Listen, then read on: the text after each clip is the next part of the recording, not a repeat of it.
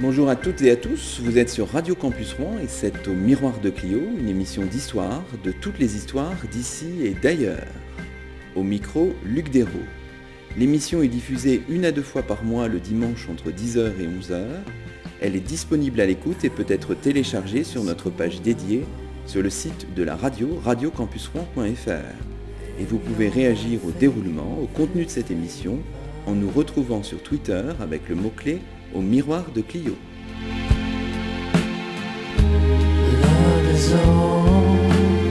Aujourd'hui, c'est le 9e numéro de la 4e saison d'Au Miroir de Clio. Pour la 5e fois cette année, nous enregistrons l'émission en dehors de nos studios de Mont-Saint-Aignan. Nous sommes aux archives départementales de la Seine-Maritime, au pôle des archives historiques. Et nous avons le grand plaisir d'accueillir à notre micro le directeur adjoint des archives départementales, Michael Bloch. Bonjour à vous. Bonjour Monsieur Dérault.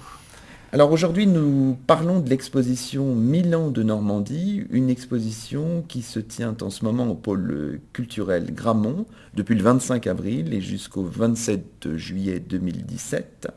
Alors peut-être avec vous, Michael Bloch, on va revenir un peu sur la genèse de cette exposition. C'est une exposition un petit peu particulière parce qu'elle est finalement commune aux 5 départements normands. C'est ça, oui, c'est l'exposition, pour ainsi dire, de la réunification de la Normandie qui est intervenue en 2016. Et donc c'est un projet à 5. Les 5 services d'archives départementales normands ont souhaité associer leurs ressources pour évoquer l'histoire et l'identité de la Normandie depuis le Xe siècle jusqu'à la Seconde Guerre mondiale.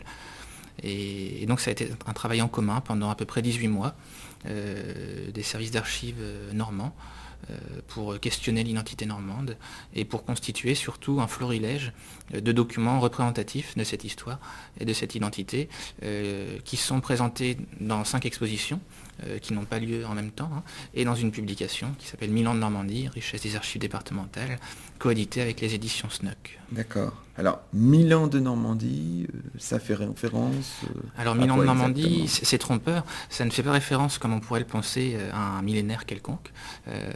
Comme en 2011, on célébrait donc les 100 ans de 1911 et les 1100 ans de Saint-Clair-sur-Epte. 1000 ans de Normandie, ça fait référence aux plus anciens actes ducaux qu'on conserve pour la Normandie dans les dépôts d'archives publiques. Et donc plus concrètement, ça fait référence aux actes de Richard II, le duc de Normandie, au début du XIe siècle, pour lesquels on conserve des diplômes sous forme d'originaux. Et donc 1000 ans, en fait, c'est l'âge de nos plus anciens actes normands. D'accord, d'accord. Alors vous avez dit une exposition commune, c'est-à-dire que les panneaux sont présentés de la même manière dans les 5 dépôts Exactement, oui, normands. Oui, le jeu de 15 panneaux est commun, mais les originaux présentés sous forme de cadres, en vitrine, les facsimilés, etc., sont différents sur chaque site. Donc 1000 ans de Normandie, c'est 5 expositions et un jeu de panneaux commun. D'accord. Donc en ce moment, l'exposition a lieu à Rouen, à Alençon et à Caen, et elle aura lieu aux archives départementales de l'Eure et de la Manche, à Saint-Lô et Évreux, au second semestre. D'accord.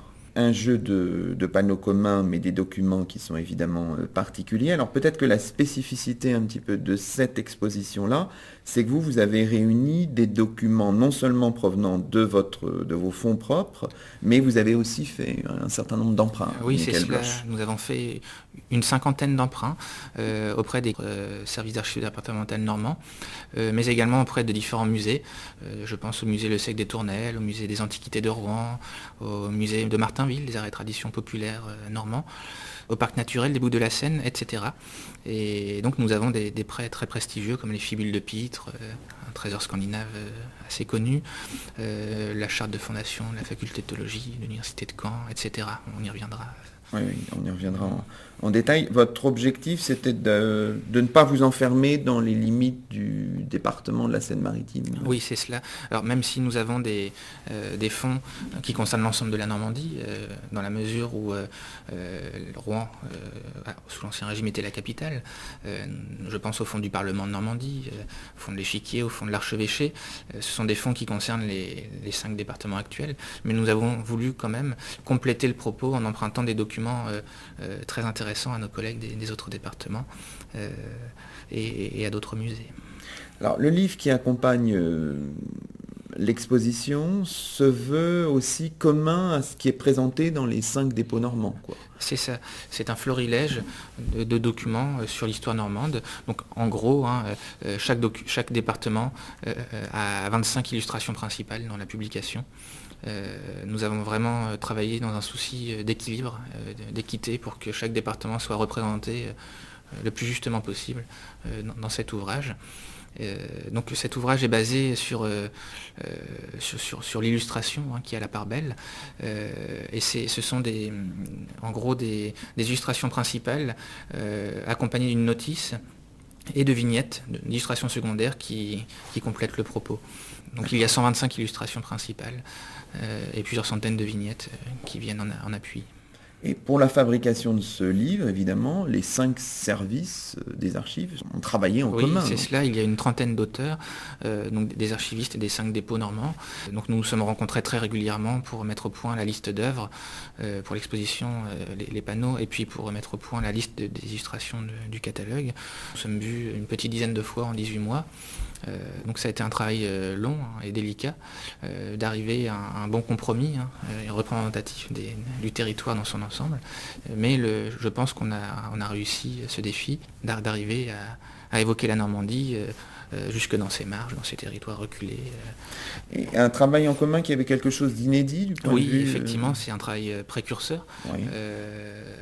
Et inédit, comme vous le dites. En France, nous sommes les premiers en Normandie à avoir travaillé de manière collégiale à l'échelle régionale. Et je sais que dans certaines régions, d'autres collègues pensent le faire dans les années qui viennent, à notre imitation en quelque sorte. Alors, on disait donc, accompagnant cette exposition ou ces expositions, ce livre, mais aussi à Rouen, une série de conférences. Exactement, oui. Nous avons mis en place à Rouen un cycle de conférences, 5 conférences. Donc la prochaine aura lieu le 13 juin. Madame Ridel, Elisabeth Ridel de l'Université de Caen, viendra nous parler de l'héritage des Vikings dans les parlers de Normandie du Moyen-Âge à nos jours. Une semaine après, Madame Gazot, grande spécialiste de la Normandie monastique, de l'Université de Caen également, viendra nous parler de la Normandie bénédictine au Moyen-Âge. Et 2 semaines après, le 4 juillet, François Guillet tiendra une conférence intitulée « La construction d'une identité normande au XIXe siècle ». François Guillet, qui est l'auteur d'un livre fort intéressant qui s'appelle « Naissance de la Normandie » et que je vous recommande à tous. Également, à côté de ce cycle de conférences, de cet ouvrage, vous avez mis en place une application pour smartphone et pour tablette. Oui, les archives se veulent aussi très modernes. Oui. Nous avons voulu associer les Normands à cet événement Milan de Normandie, qui est un label partagé par les 5 services d'archives départementales normands. Et donc nous avons lancé un concours de photos sur le thème de l'identité normande, qui s'appelle La Normandie illustrée, et nous avons fait une exposition dans notre hall, au pôle culturel Gramont, des meilleures photos.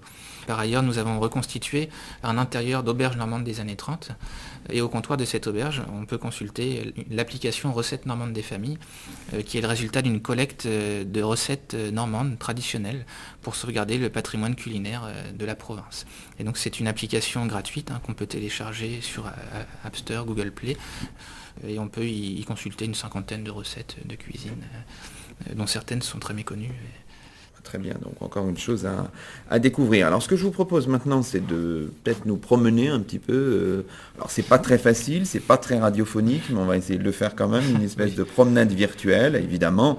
Et on invite tous nos auditeurs à venir ici au pôle Gramont pour découvrir cette exposition qui se tient, rappelons-le, jusqu'à la fin du mois de juillet. Jusqu'au 27 juillet, oui, à Rouen. Évidemment, quand on arrive dans cette première salle, on découvre des documents fort anciens, et on a là des documents parmi les plus anciens finalement du dépôt des archives départementales de la Seine-Maritime, qui sont même antérieurs finalement à la naissance de la Normandie. Oui, exactement. Oui. Nous conservons à Rouen des documents de l'époque carolingienne. Nous sommes d'ailleurs le seul dépôt à conserver en Normandie des actes du 9e et du 10e siècle. Donc le plus ancien document qui est présenté dans l'exposition sous forme de facsimilé, pas sous forme d'original parce qu'il est fragilisé, c'est un acte de Riculf, l'archevêque de Rouen, en 872. Et c'est un acte très intéressant parce que c'est l'un des rares à évoquer les raids scandinaves sur Rouen au IXe siècle. Cet acte relate en effet la fuite des reliques de Saint-Ouen de Rouen jusqu'à Gagny, près d'Évreux, face aux raids scandinaves. Et on conserve dans notre dépôt un autre document de Charles Le Chauve, de peu postérieur, qui relate l'incendie des archives de la cathédrale de Rouen, donc sans doute en 841, lors du premier raid viking sur la ville. Dans cette salle, on aperçoit aussi, et là ça ne vient pas de vos propres collections, il me semble, mais plutôt du musée des Antiquités, Oui. des fibules scandinaves Exactement. du 9e siècle. Du 9e siècle, ce sont des fibules féminines de la seconde moitié du 9e siècle, sans doute d'origine norvégienne, qui nous sont prêtées par le musée des Antiquités de Rouen. Alors c'est vraiment un trésor dans la mesure où, depuis sa découverte dans les années 1860 et son étude par l'abbé Cochet, jusqu'à la fin du 20e siècle, c'était le seul trésor scandinave connu en Normandie. Ce qui peut surprendre, les Vikings en effet n'ont laissé que très peu de traces, à part dans la toponymie. Donc ces fibules, elles sont en bronze, elles sont très finement ornées de motifs géométriques, d'animaux fantastiques. Pour la Normandie, c'est un trésor unique. On a trouvé il y a quelques années d'autres trésors, je pense au marteau de Theur en argent ou au trésor monétaire de Saint-Pierre-des-Fleurs, mais c'est le seul bijou féminin trouvé en contexte funéraire pour cette période-là en Normandie. Décoré avec une décoration un peu particulière. Oui, c'est ça. Donc beaucoup de motifs losangés, des têtes d'animaux, donc tout ce qu'on trouve sur les bijoux vikings, ça fait référence à la mythologie nordique. Donc c'était pour attacher le manteau à l'épaule. Donc ce sont des fibules assez conséquentes, elles sont assez grosses, elles font une dizaine de centimètres chacune. Les deux sont identiques, c'est parfaitement symétrique. Et elles ont été trouvées à Pitre, à côté d'Elbeuf. Pitre qui était connu au IXe siècle pour son pont, et surtout pour être non loin de l'île de Jeufosse et d'autres lieux où les Vikings, l'hiver, établissaient des campements avant de reprendre les raids au printemps. Donc c'est peut-être les fibules d'une femme de guerrier scandinave qui était donc dans la région dans les années 860-870. C'est peut-être aussi une femme franque qui s'est fait enterrer à la mode scandinave, dans la mesure où les Scandinaves prenaient le dessus à la fin du IXe siècle. Il y a plusieurs hypothèses possibles à cette trouvaille. Alors, les premiers documents normands qu'on possède, que vous possédez, que les archives départementales de la Seine-Maritime possèdent, ont effectivement à peu près 1000 ans. C'est ça, exactement. Il date du début du XIe siècle. Il date de Richard II, le grand-père de Guillaume le Conquérant. Et donc le plus ancien document qu'on conserve, c'est un acte pour Saint-Ouen de Rouen, par lequel Richard II concède à l'abbaye rouennaise la terre de Raux, dans le Bessin, à côté de Caen, à côté de l'actuelle commune de Carpiquet. Et là, on voit l'original. Là, c'est l'original de Richard II qui est présenté, effectivement, qui date du tout début du XIe siècle. Alors, ensuite, parmi les documents présentés de cette époque ou un peu plus tardif, on a, je ne sais pas, par exemple, un document qui concerne Château-Gaillard, c'est ça, qui date plutôt là, de la fin du XIIe siècle. Oui, c'est ça. C'était pour évoquer donc, cette place forte sur les marges de la Normandie, qui verrouillait la Normandie face aux Vexins français. Donc Château-Gaillard, en fait, est le résultat d'un échange entre Richard Cœur de Lion et l'archevêque de Rouen, Gauthier de Coutances à l'heure, en 1196. L'archevêque de Rouen a cédé l'endroit où le château a été construit au roi d'Angleterre du duc de Normandie, en échange de terres à Dieppe notamment, pour que les Plantagenets puissent y édifier une fortification face à Philippe Auguste. Un véritable verrou en fait face au roi de France. Alors, il me semble qu'il y a aussi un document là, vous me direz si je me trompe, qui se trouve à proximité, qui est là conservé aux archives départementales de l'Eure, qui concerne les moines de Bec et Loing. Est-ce que c'est la même période? Exactement, c'est un chirographe. Alors il faut expliquer à nos auditeurs ce terme un peu barbare. Donc, ça s'appelle aussi une charte partie, donc c'est-à-dire que sur une même peau de parchemin, on écrivait 2 voire 3 fois le texte d'un même acte, et on séparait les copies par ce qu'on appelle une devise ou une légende chirographaire, et ensuite on découpait au milieu de ces devises les différentes copies, et pour prouver l'authenticité d'une des 2 ou 3 parties, il fallait rapprocher les devises découpées entre elles pour que les lettres découpées coïncident. En fait, c'est l'ancêtre des carnets à souche, etc. Et c'est une pratique qui sera très utilisée pendant la guerre de 100 ans pour le recrutement des mercenaires avec ce qu'on appelle les endentures, les indentures en anglais. Oui.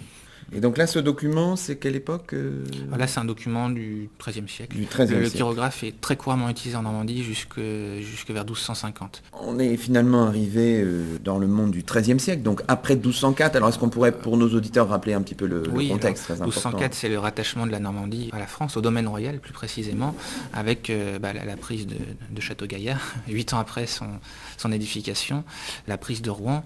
Et donc on rentre dans un XIIIe siècle français pour la Normandie, qui sera malgré tout très prospère, car l'intégration s'est faite assez facilement. Le roi de France, Philippe Auguste, ayant confirmé les privilèges de la ville de Rouen dès 1207, ayant confirmé aux Normands la coutume de Normandie, l'échiquier, etc. L'échiquier, pour nos Oui, auditeurs. alors l'échiquier, c'était une cour financière et judiciaire mise en place probablement dans la seconde moitié du XIe siècle, mais en manque de sources, par les ducs de Normandie, sur le modèle de l'échiquier anglais, l'exchequer. Et donc, c'était une cour itinérante qui se déplaçait dans les 7 bailliages de Normandie pour juger les affaires. C'était essentiellement des grands barons, des grands prélats qui y siégeaient. Et elle s'est stabilisée à Rouen sous Philippe le Bel et est devenue permanente à la fin du XVe siècle, avant de se transformer en Parlement de Normandie en 1515 sous François Ier. Et elle devait appliquer la coutume de Normandie, entre autres, cette cour de l'échiquier. Alors, vous y faisiez allusion il y a un instant, la confirmation par Philippe Auguste des privilèges de la ville de Rouen, ce document de 1207, Oui. on le voit. Oui, exactement. C'est un document qui provient du chartrier de la ville de Rouen, c'est-à-dire des archives de la ville de Rouen qui nous sont déposées aux archives départementales sur le site de Gramont. Alors, dans ce XIIIe siècle normand-français, là, on vous présentait une série de documents, parfois provenant d'autres dépôts, et je pense en particulier à cet impressionnant rouleau des revenus du prieuré de l'abbaye de Saint-Évroult, c'est ça? C'est du prieuré de Ware, de Ware, qui était en Angleterre, c'est ça. qui était une dépendance de Saint-Évroult en Ouche. Oui, c'est ça, exactement. C'est un rouleau de près de 5 mètres de long, constitué d'une dizaine de pots de parchemin cousus entre elles, et qui liste les différents revenus du prieuré de Ware, de la fameuse abbaye ornaise de Saint-Évroult, connue pour avoir abrité Orderic Vital, le fameux moine du XIIe siècle qui a rédigé l'histoire ecclésiastique, qui est une source très précieuse pour l'histoire normande et anglaise. Donc c'est un rouleau qui fait 5 mètres de long. 5 mètres de long, oui, qui est très étroit. Très étroit. Peut-être 20-25 cm de largeur sur 5 mètres de long. Oui, c'était assez courant à l'époque, c'est ce qu'on appelle les rolls en anglais. Et on conserve notamment à Londres, dans les archives de l'échiquier, de très très nombreux rouleaux.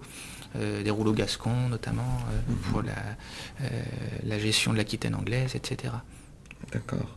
Et donc c'est un document de 1272, c'est ça? C'est ça, exactement. Ouais. Oui. Continuons notre parcours chronologique et nous arrivons maintenant à ce XIVe siècle qui va être assez vite troublé par la guerre de 100 ans. Oui, exactement.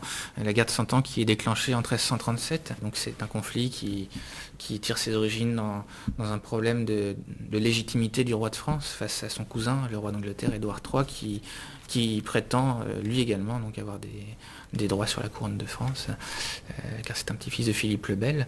Et donc le début de la guerre de 100 ans en fait met fin à un siècle de prospérité en Normandie, de fondation de couvents, de mendiants, de dominicains, de franciscains, par Saint-Louis et Audrigot notamment. Et donc c'est le début de 120 ans très très compliqué pour la Normandie, qui est traversée très fréquemment par des chevauchées anglaises qui pillent Saint-Lô, Caen, etc., qui voient des sièges très très douloureux pour la ville de Rouen notamment, la ville d'Harfleur.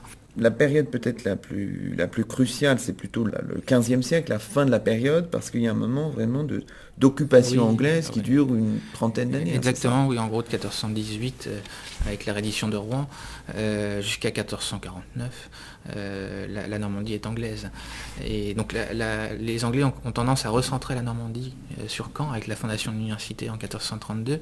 On expose d'ailleurs dans l'exposition la charte de fondation par Henri VI de la faculté de théologie et de la faculté des arts de l'université de Caen, qui est une des plus anciennes universités de province en France, c'est important de le souligner, et qui était la seule université normande jusqu'en 1966. C'est-à-dire jusqu'à la création de l'université de Rouen. C'est ça, exactement. Ce document que vous exposez, là, que vous évoquiez à l'instant, c'est un document de 1437. C'est ça, oui, qui nous est prêté par les archives départementales du Calvados, qui conserve par ailleurs une bulle pontificale Qui est exposée à Caen en ce moment. Qui est exposée à Caen, oui, exactement. Une bulle pontificale qui date des années 1430.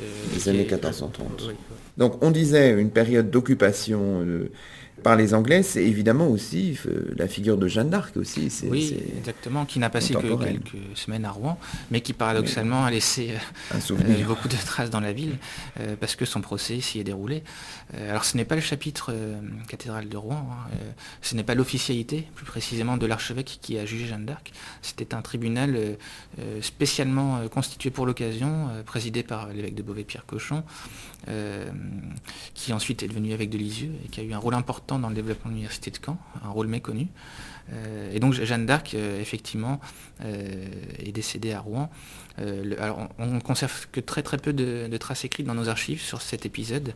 On ne conserve qu'une mention d'une certaine femme dans les prisons de l'archevêché, dans les registres de délibération du chapitre cathédral. Donc c'est très peu. Hein. Le procès n'est pas conservé à Rouen, vu que ce n'est pas l'officialité de Rouen qui l'a mené, il est à BNF. Et donc le procès a été très compliqué. Hein. On voit que les chanoines ont été consultés de temps à autre et qu'ils ne savaient pas trop quoi en penser. Ils ont demandé au tribunal spécial établi pour l'occasion de voir avec les juristes et les théologiens de la Sorbonne, qui ont été beaucoup plus sévères vis-à-vis de Jeanne que les chanoines de Rouen, qui étaient plutôt adeptes du compromis. Et il souhaitait adopter une position plutôt charitable envers Jeanne d'Arc, qui était jugée pour hérésie. Mmh.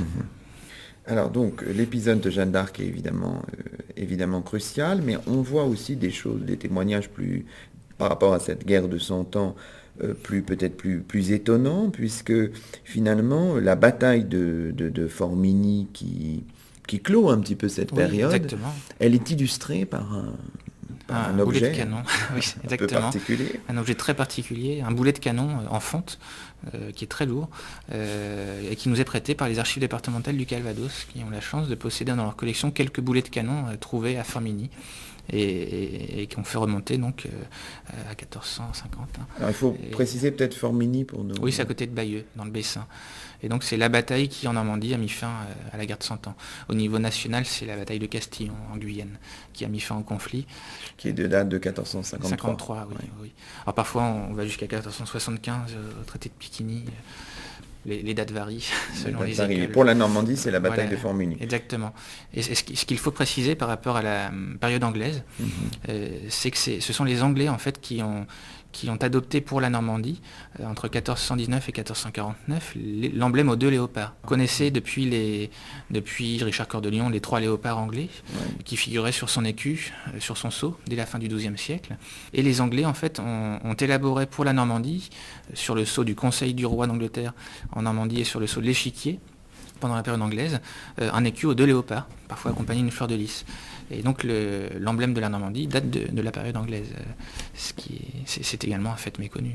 C'est très intéressant. Vous me le disiez en préparant cette émission, en fait, sur ces léopards qui intéressent souvent l'opinion publique. On a une recherche qui n'est pas encore stabilisée. Oui, finalement. Effectivement, ça mériterait un mémoire de master ou quelques articles universitaires dans les années qui viennent. C'est un sujet qui a été très peu étudié. Alors, c'est paradoxal. Certains universitaires à Caen se penchent sur la question depuis 2 ou 3 ans. Oui. Et donc, nous allons sans doute avoir dans les années qui viennent le résultat de leurs travaux.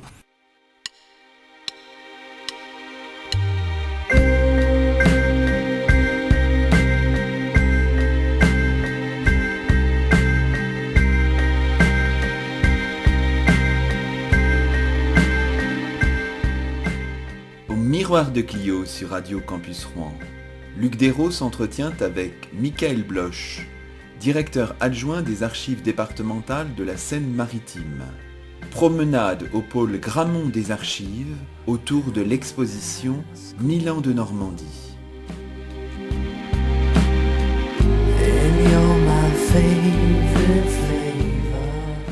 On continue, Michael Bloch, en votre compagnie, cette promenade virtuelle, et nous sommes arrivés finalement à la fin du Moyen-Âge et au début de l'époque moderne. Revenons peut-être sur une date quand même importante, 1469. l'anneau Oui, ducal est brisé. exactement, oui. Alors, 1469, donc nous sommes sous Louis XI. Il y a eu quelques années auparavant la Ligue du bien public. C'est une sorte de guerre civile larvée, avec comme leader le frère du roi, qui était duc de Normandie. Et le frère du roi étant un petit peu trop frondeur au goût de Louis XI, Louis XI décide de briser l'anneau ducal. Et donc cela se fait en séance solennelle à l'échiquier. Le duc de Normandie et le frère du roi à la place et apanagé de la Guyenne. D'accord. Alors, nous sommes donc en cette fin du XVe siècle, début XVIe siècle. Est-ce qu'on pourrait présenter pour nos auditeurs un petit peu les formes institutionnelles, mais peut-être pas seulement, de la Normandie? Comment se présente-t-elle en cette Oui, fin alors du la XVe Normandie siècle? est dans des frontières très stables depuis des siècles. En fait, ça remonte à la seconde lyonnaise, mise en place par Dioclétien, et aux frontières telles qu'on les connaissait au IVe siècle, avec les 7 cités gallo-romaines qui sont devenues les 7 diocèses. Donc, ce qui fait l'unité de la Normandie à l'époque, c'est l'archevêché, et c'est la coutume de Normandie qui doit être appliquée par l'échiquier, dont le ressort, en gros, consiste en toute la Normandie, sauf le comté d'Eu, qui relevait du Parlement de Paris, et le Perche, qui relevait de la coutume du Perche. Il y a même eu un échiquier à Alençon. Il y a une thèse en cours sur ce sujet qui doit être soutenu prochainement. L'échiquier devait appliquer la coutume de Normandie, et la coutume de Normandie, donc, elle a été mise en place au XIe, XIIe siècle. C'est un droit mixte avec des apports scandinaves, francs, germaniques, anglais, etc. Et elle a été parmi l'une des premières à être rédigée en France à la fin du XIIe siècle. C'est ce qu'on appelle le très ancien coutumier de Normandie. Une cinquantaine d'années après, elle a été rédigée de nouveau avec des apports de droit romain et de droit canon. Donc c'est le grand coutumier de Normandie. Et en préambule, on trouve souvent la charte aux Normands, donc de 1315, donc un fameux texte un petit peu rédigé à l'imitation de la Magna Carta anglaise, de 1215. Et donc cette charte aux Normands, concédée par Louis X le Hutin aux Normands dans un contexte de pression fiscale et de révolte des barons de la province, à la fin du règne de Philippe le Bel. Cette charte aux Normands, en 14 ou 24 articles, en fait, c'est une liste de privilèges judiciaires, militaires, fiscaux, juridiques, etc., concédés aux habitants de la province. Donc on y rappelle l'application de la coutume de Normandie, on y rappelle le fait que les Normands en appel sont jugés à Rouen, à l'échiquier, et pas au Parlement de Paris, etc. Et quant à la coutume, les principales dispositions les plus connues, c'est la clameur de haro, l'indivision des fiefs, l'exclusion des femmes de la succession, etc. Mais alors, quant à cette charte aux Normands, elle était évoquée dans cette exposition. Oui, on en présente une très belle copie, un vidimus, pour ainsi dire, de 1381 par Charles VI, avec un très beau sceau de cire verte qui est conservé. Donc ce n'est pas la plus ancienne copie qu'on conserve. La plus ancienne, elle est aux archives départementales du Calvados, et est de quelques mois postérieure à l'original. Elle date de 1315, donc l'année de l'octroi de la charte aux Normands. Et qui est peut-être présentée dans l'exposition. Elle est présentée à Caen, Caen, exactement, en ce moment. D'accord. Et c'est une version en 24 articles, donc la version la plus complète qu'on trouve à Caen, en latin comme celle qu'on expose à Rouen. Donc ça ne concède pas une autonomie à la France de Normandie, mais ça lui concède des privilèges, des libertés qui seront en usage, en vigueur jusqu'à la Révolution française. Alors, donc, cette Normandie de l'époque moderne, cette Normandie de la coutume, cette Normandie des 7 diocèses, du point de vue institutionnel, vous avez rappelé le rôle du Parlement de Normandie, donc, qui est finalement créé en 1515. Oui, qui chapeaute les 7 bailliages normands. Et puis peut-être qu'il faut aussi souligner le rôle du gouverneur et des intendants. Oui, alors les intendants, c'est très important d'en parler parce que ce sont les généralités de Caen et de Rouen qui sont, pour ainsi dire, en quelque sorte, à l'origine du découpage et de la distinction entre la haute et la basse Normandie. Donc les intendants donc de police, justice, finance, etc., ils sont en quelque sorte nés sous Henri II, mais ils ont vraiment été institutionnalisés dans la forme qu'on connaît au XVIIe siècle, et ils étaient à la tête de circonscriptions qu'on appelait généralités. Donc c'était des sortes de préfets pour l'Ancien Régime. Et donc sous Henri II, 2 généralités ont été créées. Celle de Rouen allait jusqu'au Pays d'Auge, jusqu'à Pont-l'Évêque, Honfleur, Orbec. Donc en fait, une grande partie du Pays d'Auge relevait de ce qu'on appelait alors la Haute-Normandie. Donc ça c'est intéressant de le savoir, alors que maintenant ça dépend du Calvados et donc de l'ex-Basse-Normandie. Et il a été décidé sous Louis XIII de créer une troisième généralité pour Alençon. Et donc la généralité d'Alençon a donné naissance, pas dans les limites d'Ancien Régime, mais au département de l'Orne à partir de 1789-1790. Les intendants, alors le gouverneur, c'est une figure qui a un rôle militaire plutôt? Oui, c'est ça. Il y avait donc un gouverneur de Normandie, c'était quand même assez honorifique malgré tout, au XVIIe, XVIIIe siècle. Et il y avait aussi des gouverneurs au Havre, à Cherbourg, etc. C'était des capitaines gouverneurs de grandes places militaires qui étaient stratégiques face aux Anglais.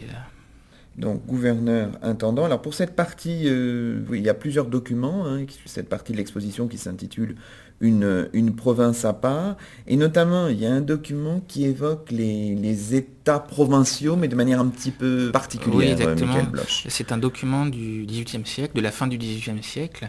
En fait, les États provinciaux, ils avaient été créés pendant la guerre de 100 ans. C'était dans un contexte de pression fiscale.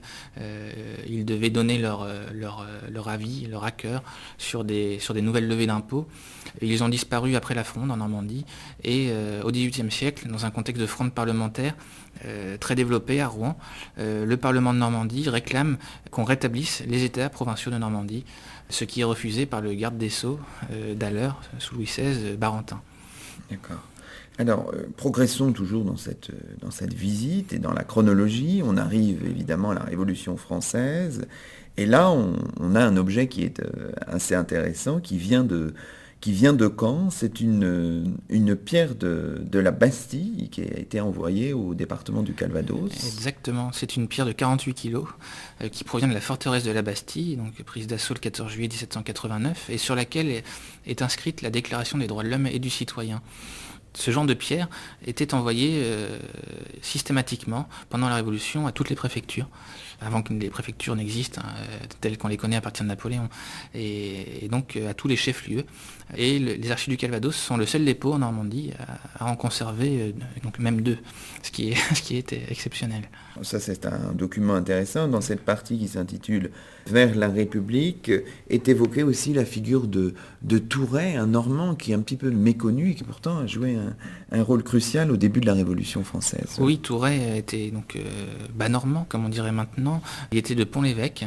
Il a ensuite été député de Rouen aux États généraux en 1789, avant d'être député de la Convention nationale, etc. Et il est très connu pour avoir été l'un des principaux acteurs du découpage de la France, du découpage départemental, en novembre-décembre 89 et début 90. C'est lui qui était à l'origine donc de la suppression du découpage provincial de la France d'Ancien Régime, et donc de la disparition en quelque sorte de la Normandie sur la carte administrative de la France telle qu'elle naissait alors. Il n'y a plus de province, il n'y a pas de région en cœur. On n'a que 5 départements normands. Donc c'est un Normand qui a fait disparaître cette identité provinciale, mais qui, on le disait tout à l'heure, finalement renaît au XIXe siècle parce que l'identité normande est très puissante. C'est ça, paradoxalement, donc il n'y a plus de province de Normandie, il n'y a pas encore de région normande au XIXe siècle, mais il y a une certaine nostalgie de l'Ancien Régime, et donc avec le mouvement des antiquaires anglais, puis normands, le romantisme qui s'intéresse aux ruines, aux monuments du Moyen-Âge, notamment à l'art roman, la Normandie va être redécouverte, et la Normandie va se construire, se reconstruire pendant quelques décennies, l'identité qu'on lui connaît de nos jours. Le folklore va être étudié, les dialectes vont être étudiés. On peut penser à la fameuse enquête Coquebert de Montbray au début du XIXe siècle, sous Napoléon Ier. Les us et coutumes de chaque pays de la Normandie, pays de Bray, pays de Caux, pays d'Auge, Cotentin, etc., vont être passés au crible par les antiquaires.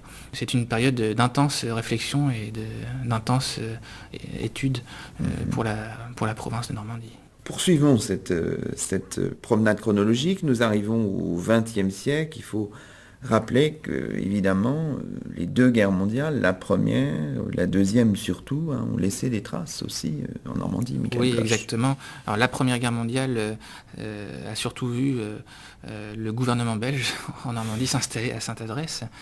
Ça, on l'oublie On parfois. l'oublie souvent, oui. Il avait d'abord été à Anvers et puis ensuite il s'est installé au Havre, donc dans la station balnéaire du Havre, le Nice-Havrais comme on disait alors, et il y est resté toute la guerre. Et à la suite de cette installation, des milliers de Belges, de familles belges se sont installées en Normandie, et c'est pourquoi encore aujourd'hui dans notre région il y a de nombreux descendants de familles belges qui s'étaient installées à l'époque.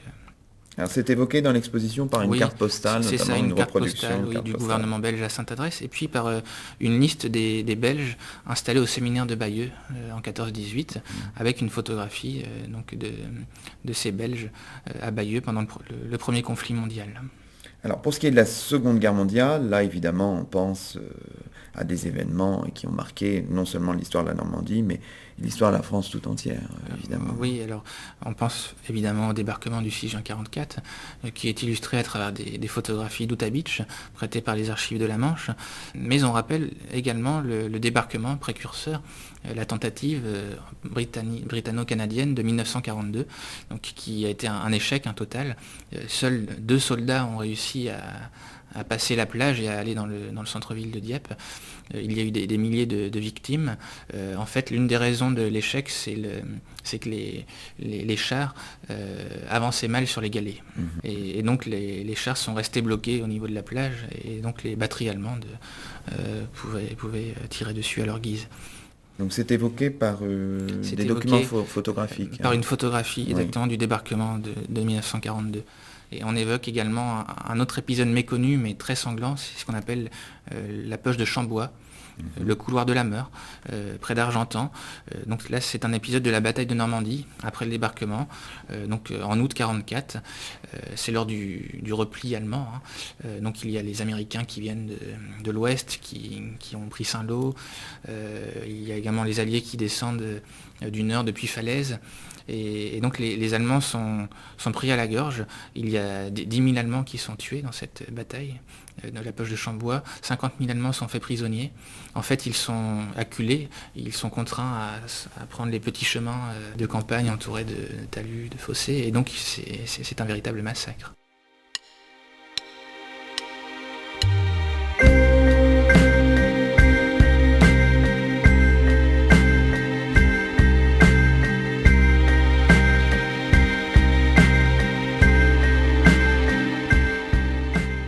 Miroir de Clio sur Radio Campus Rouen.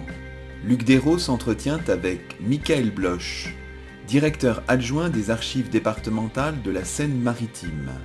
Promenade au pôle Grammont des archives autour de l'exposition 1000 ans de Normandie.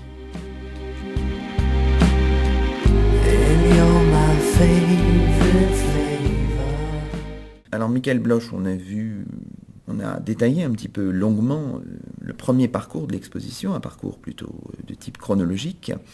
Mais dans une deuxième partie de l'exposition, vous avez choisi de développer une présentation un peu thématique autour de plusieurs thèmes, plusieurs ensembles. Alors je vous propose d'en évoquer quelques-uns.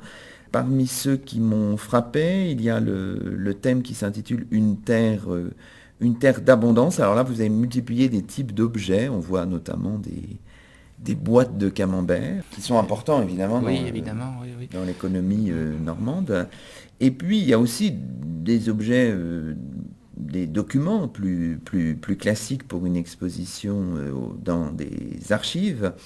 Et je pense notamment à une charte de Robert de Melan qui date de 1202.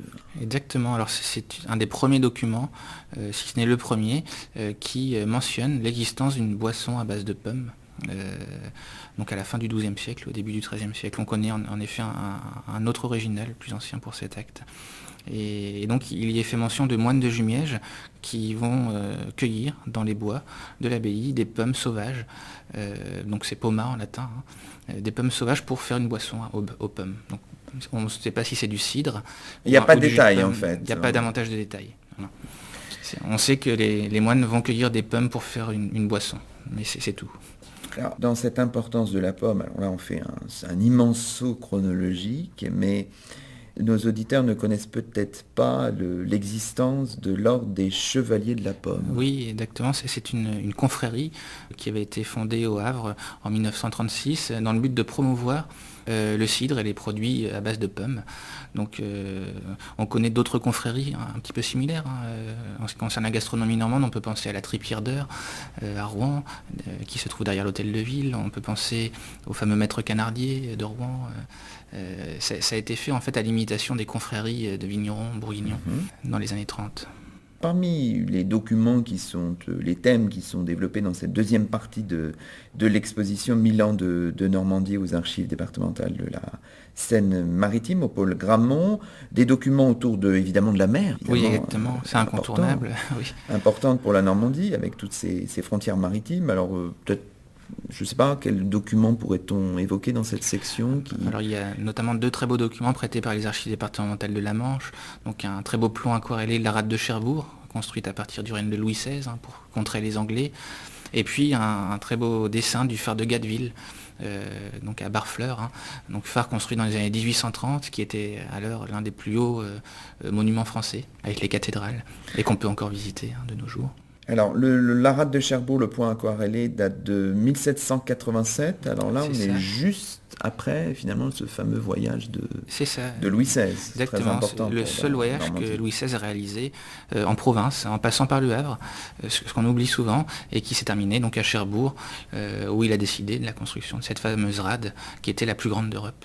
Donc, ce qui montre l'importance des frontières maritimes à l'époque. Et puis ça montre la relation particulière qu'entretenait la royauté avec la province de Normandie, qui était la province la plus riche du royaume et qui fournissait au roi plus d'un tiers des impôts.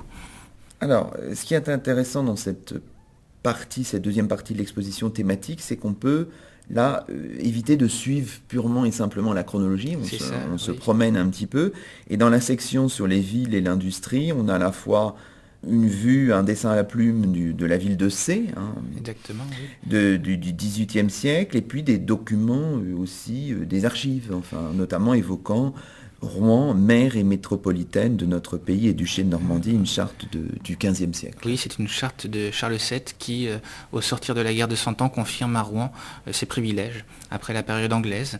Et effectivement, donc, comme vous l'avez rappelé, Charles VII s'adresse à Rouen en tant que capitale de Normandie. C'était systématiquement à cette époque-là qu'on rencontrait cette formule, maire et métropolitaine de notre pays et duché de Normandie.